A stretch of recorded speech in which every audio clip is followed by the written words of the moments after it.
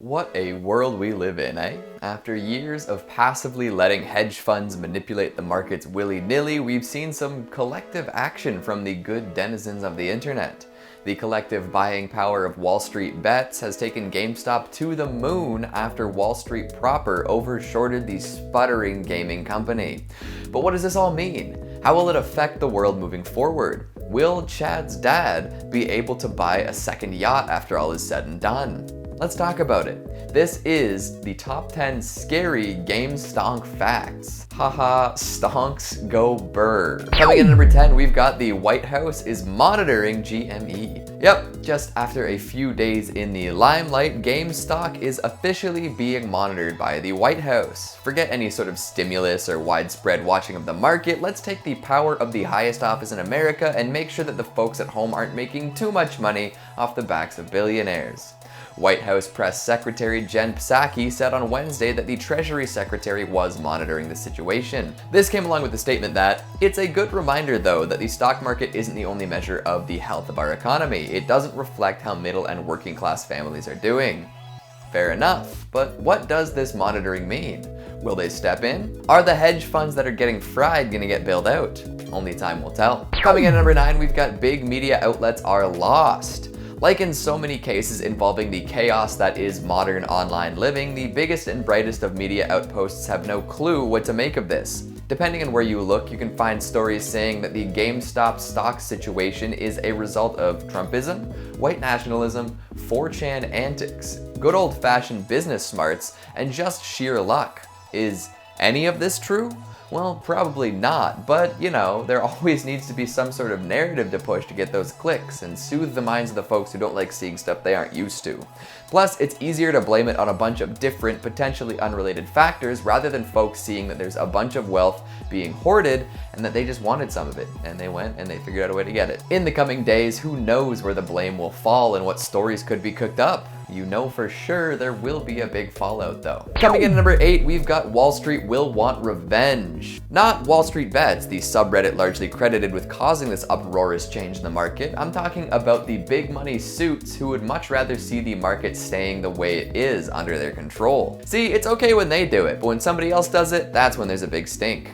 If we have a half-dozen hedge fund managers sipping wine over luxurious meals, discussing where to massively short and where to invest next, that's normal. That's the economy working as it's intended. But God forbid the poors try their hand at manipulating the market. There's a very high probability that the folks with major power on Wall Street will rally together and try to alter the market to prevent any sort of subreddit uprising from ever happening again.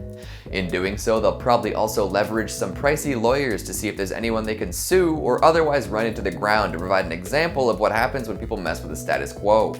Keep an eye out for new regulations, rules, and other restrictions that might prevent the average layperson from cashing in on a risky bet. Coming in at number 7, we've got Robinhood is hiding GME.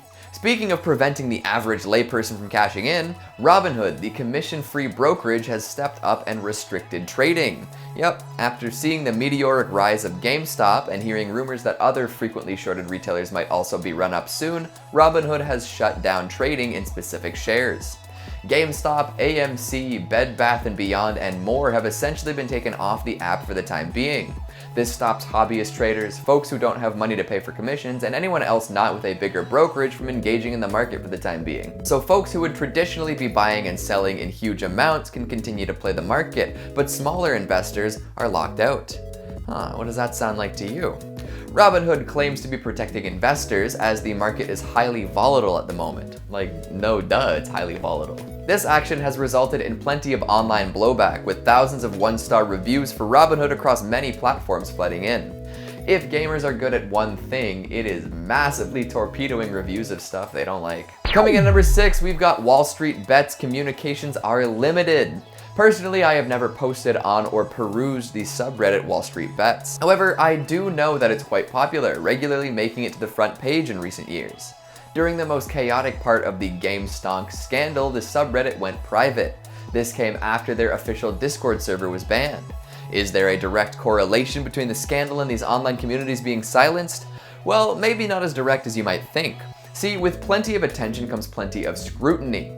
The bets these people were placing and the stocks they were buying, these actions weren't wrong. There's no laws against what they're doing and no rules to prevent them from doing so. But as one might expect, folks involved with the stock market might have some pretty out there opinions from time to time. The Wolf of Wall Street just scratches the surface of the insane business-savvy subculture. So with all the attention these communities were getting, some of their less PC tendencies went on full display, resulting in some possibly overzealous regulation. So the bans and privatization might not be because the powers that be wanted to shut it down, but rather that the communities were just getting too much attention. Coming in at number 5, AMC could be next. With such a massive shift in the market, plenty of folks are now getting the bright idea that they might be able to do the same.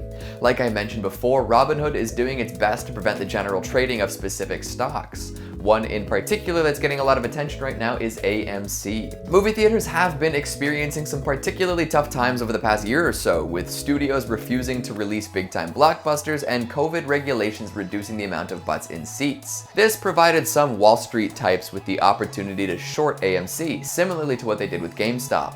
If the stock values kept dropping, the folks shorting would make a whole heap of moolah.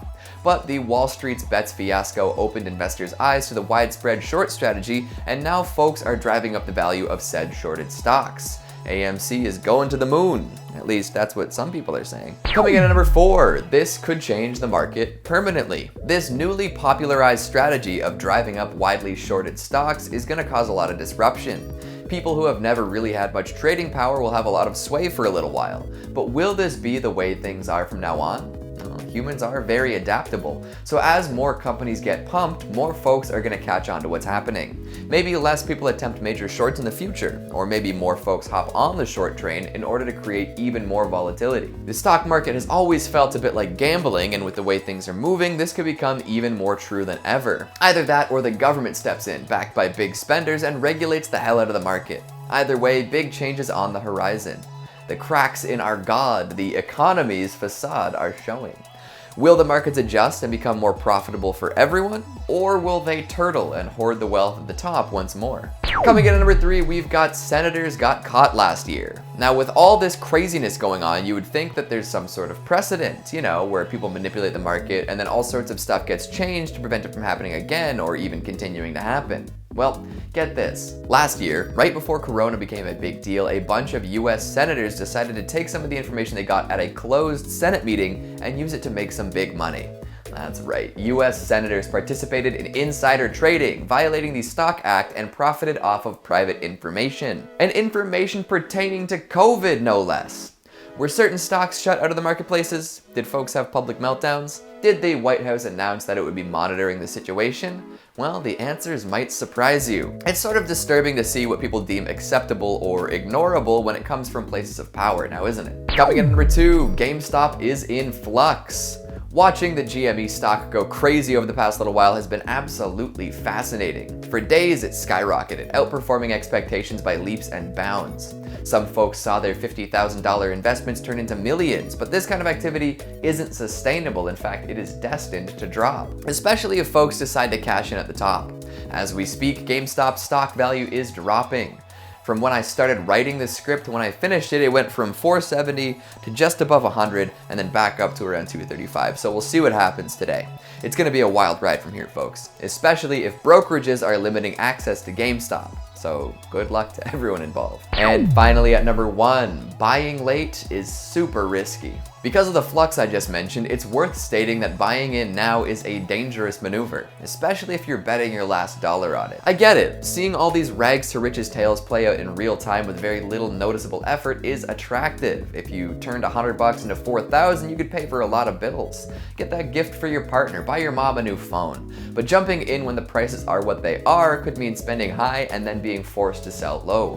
Not so good for your financial stability. So even if it seems like an easy way to make some money, think about the risks of buying into a super volatile market right now, especially when it comes to a stonk so widely memed at the moment. Holy smokes, did you expect all that from the same place you sold your Xbox 360 games to for 80 cents a pop?